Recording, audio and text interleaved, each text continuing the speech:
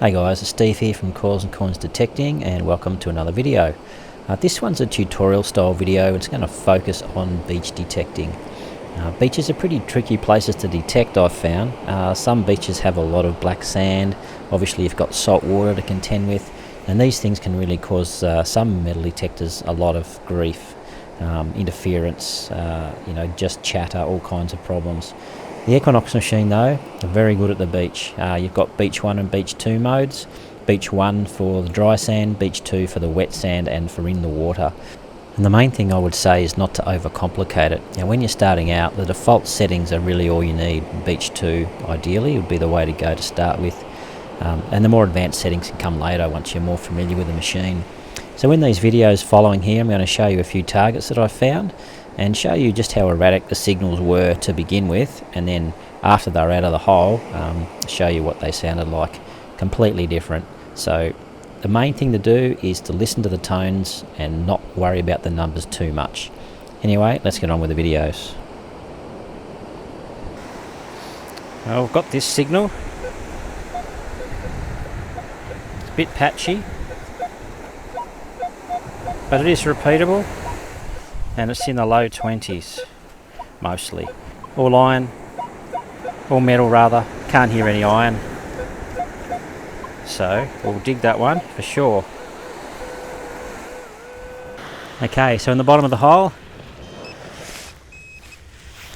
got ourselves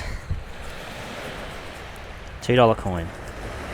Again, good depth, 12 inches or more down.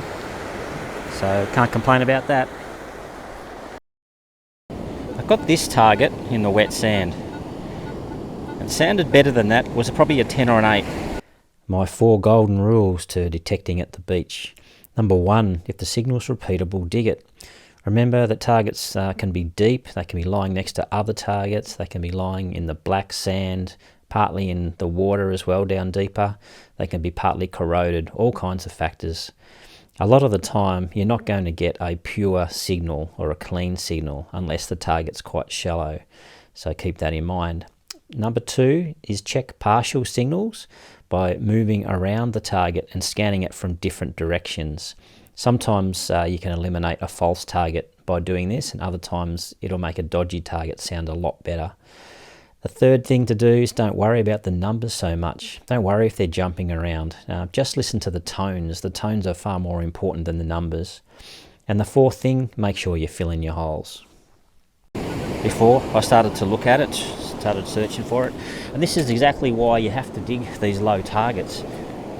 Guys, I found a ring, and I think it's gold. I'm hoping it's gold anyway. It's ringing up like it is. Very low, very, very low numbers. Let's pick it up. Check this out, guys. This is awesome. This has got to be gold. It's in beautiful condition. It's broken. I can see where it's broken. That's probably why it came off. It has got an ounce of corrosion on it. It's got to be gold, doesn't it? Either that or it's a very, very recent drop. Oh, it's got a hallmark. Yeah, it's got to be gold. I'm just going to wash that off and we'll come back and have a closer look at it. But this is exactly why you got to search from 1 and above on the beach, and you have to dig those repeatable targets even if the numbers are low. It doesn't matter if the numbers are low. You've got to still dig it. I'll be back in a sec. Another decent target. It's a bit one way, this target.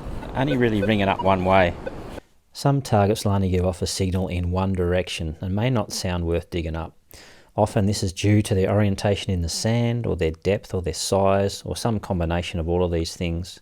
So moving around the target and scanning it from different angles will help you get a better fix on the target.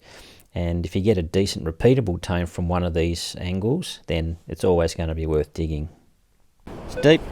It's about a 20. I'm going to dig it. There we go. Low 20s target, but yeah, a bit one way. Very patchy. But after that ring, I'm going to dig it. Back soon. Okay, you heard what that sounded like before it was out of the hole. And now, it sounds like that. I haven't seen it yet. Oh, I hope this surf doesn't catch me off guard here. Better retrieve this quick. I think it's an earring. Might be silver. It's ringing up pretty high for something so small. I'm going to say earring. Try and get you in the sun so you can see it a bit better.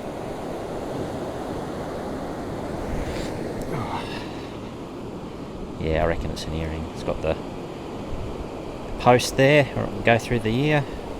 Back's missing, of course, but earring. It's probably silver. Again, another real patchy one. It depends on which angle I'm on as to what it sounds like. But very patchy. But I'm going to dig it anyway. Okay, so you heard what it sounded like in the sand. So what I'm going to suggest you do when you're starting out are the following. So you turn your machine on and then set the detector to Beach 2 mode.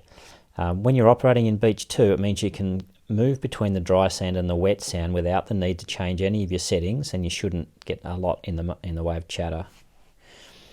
Next thing to do is perform a noise cancel by pointing the coil at your nearest point of possible interference, which is likely going to be power lines or buildings. Next, if the detector is chattering and going crazy, the numbers are jumping around wildly and your tones are all over the place, then you're going to need to reduce the sensitivity on the machine, and you can do this while you're detecting by pressing the plus and the minus buttons to get it to a point where it stabilizes. And then away you go. That's what it sounds like out of the sand. Completely different, hey? Okay, I think we got it. Oh wow, what is that? Probably a 5-cent piece. Or is it something a bit older? Pretty corroded. Oh no, it's a 1-cent piece. Yep. See the copper coming through now. Wow, that was down there. Surprised I haven't found more of these actually. But I like it when you start finding 1 and 2 cent pieces, because it means you're getting to the older stuff. So here's a target that sounds pretty patchy. You see the numbers are bouncing around a bit. 15, 16, 21. But these are the kinds of targets that are worth investigating, because you never really know what you've got. Okay, I'll get down to it, and then I'll give you guys a look once we get it out of the hole. Okay, you heard what that sounded like in the hole. Out of the hole, it sounds like that. That's why you have to investigate these things.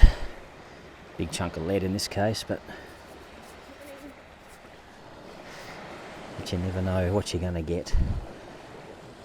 Sinker, I'd say. Pretty old one. So thanks for watching the video, guys. Hope you found it useful. If you have found it useful, please consider subscribing if you haven't. That way you'll know when the next video comes out. Leave us a like if you enjoyed the video, and leave us a comment too. I'd be pretty keen to hear from anybody who's got tips or tricks when it comes to beach detecting, or any experiences you might have had in the past that you can share. These kinds of comments always help people out, and just makes beach detecting more enjoyable if you're finding things. You know, it's nothing worse than finding nothing or not being too sure what you're really doing. So thanks for watching. Catch you in the next one, and yeah, bye for now.